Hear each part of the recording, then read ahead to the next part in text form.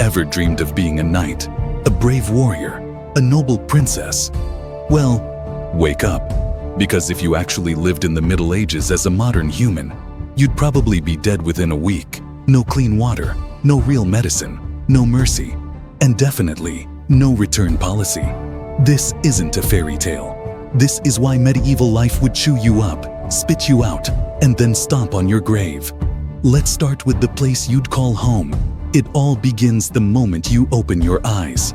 Probably to something like this. Forget castles. You'd wake up on a pile of hay, surrounded by fleas, in a wooden shack with zero insulation. Winter, you freeze. Summer, you bake. And the toilet, a pot under your bed, a chamber pot. When it got full, you'd open your window, yell "Gardaloo," and throw it onto the street. Yup, straight down. So the next time you say "you" at a public bathroom, just be glad you're not dodging poop missiles. And guess what? That same street is where kids played, people walked barefoot, and livestock wandered freely. Now imagine that during a hot summer with no wind, and bathing was rare. Most people believed washing too much could make you sick. A bath was a luxury, not a routine. They wore the same clothes for weeks, sometimes months. And those clothes, rough wool that trapped sweat, grime, and lice eggs. Everyone had lice, even royalty. And no, they weren't ashamed of it. Some people even decorated their lice combs. So if the cold didn't kill you, the infections from your own dirty socks probably would. Think medieval meals were grand feasts with roasted boar and wine, not unless you were nobility. The average meal, a sad gray slop called pottage, boiled water, onions, weeds, whatever they could scavenge. It sat over a fire all week. People just kept adding to it. By Friday, it tasted like boiled regret. Bread was coarse, filled with bits of groundstone that ruined your teeth. Every bite was like chewing sandpaper. Dentists didn't exist, but toothaches did, constantly. And meat, rare and usually spoiled. Preserved with salt, if you could afford it. Most just hoped the spices masked the rot. Here's the real kicker. A fungus called ergot often grew on rye, and people still made bread with it. Symptoms: burning skin, seizures, hallucinations. Imagine eating a sandwich and seeing demons. Entire villages tripped out. Some believed they were cursed. Others saw witches. And yes, some were burned for it. Not because they were witches, because their baker didn't clean his flour mill. So yeah, your lunch could literally cause a witch trial. So let's say you survived the soup. You go to bed. Congrats. You're sharing your straw mattress with your entire family and some rats. And not cute Pixar rats. These carried fleas. And those fleas carried the plague. One bite, game over. The Black Death wiped out 50 million people. That's half of Europe. And that's not counting all the house fires caused by open flames. Candles knocked over, chimneys clogged, roofs made of dry straw. Whole villages could go up in flames overnight. Oh, and if you lived in the countryside, wolves howled in the distance. Sometimes they didn't stay distant. A simple bad dream could end with teeth. You didn't need a battle to die, just a bad night.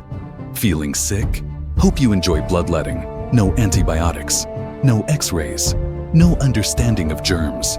Doctors believed illnesses came from bad air or imbalanced humors. Their solutions: drain your blood, slap on some leeches, drink mercury. And by doctors, we mean barbers, blacksmiths, or anyone with a knife and confidence. Some treatments included drinking boiled animal urine or smearing crushed emeralds on your tongue. Spoiler, neither worked. Surgery, no anesthesia. Just bite something and scream. Infection from a scratch could kill you, and it often did. If your illness didn't take you out, the cure probably would. It was like rolling a dice, with only losing sides. You didn't need to enlist. You were already at war, just by being alive. At any moment, rival armies could raid your village, steal your crops, your animals, or worse. Sometimes your own king would raise taxes or seize land to fund another pointless war, and you'd still be forced to fight. If you did get drafted, here's your weapon: a wooden spear and a prayer. Armor? If you're lucky. Most soldiers wore wool and hope.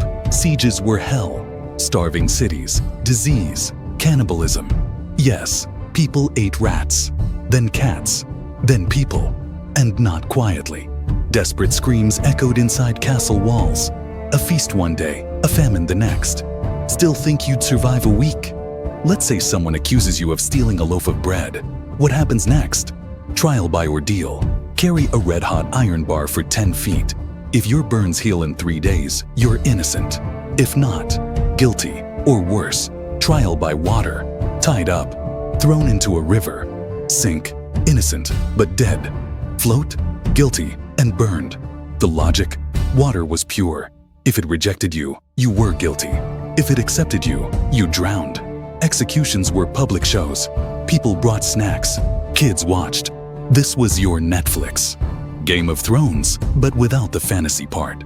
And if you were poor, forget fairness. Guilt came free. Truth was for the rich. Born in the Middle Ages, you've got a 1 in 4 chance of making it past your first birthday. Half of all kids died before turning 10. No vaccines, no doctors, no time to play. At age 7 you worked, on a farm, in a workshop, as a servant. If you were a girl, you might be married by 12. If you were a boy, you might be dead by 14. There were no toys, no birthdays, only survival. If you were still breathing by 30, you were considered old, a survivor, a statistical anomaly. You owned 1 outfit, maybe 2 if you were rich. Undergarments, rough wool that scraped your skin, shoes, flat leather with 0 support, no trash collection, no sewage system, no hand sanitizer. Waste was dumped in rivers, meat rotted in stalls, butchers threw animal guts in the streets, and everyone smelled like death. Coughing in public could get you attacked. Because people didn't understand illness, they blamed it on sin, demons, or bad luck. People carried herbs in their sleeves to block the stench. But nothing masked the truth. You were breathing in death with every inhale. And guess what? Even if you did survive all of this, you still had to face the next plague, famine, or war, because it was always coming. So still think you'd survive a week? You wouldn't. Not because you're soft, but because the world back then wasn't built for survival. It was built for suffering. And the only reason any of us are here today is because our ancestors somehow beat those odds. But now it's your turn. What would take you out first? The food, the filth, or the medicine? Let us know in the comments. And if you want to keep time traveling to the dark corners of history, hit that like button, subscribe, and don't forget, the past isn't just behind us. Sometimes it's waiting.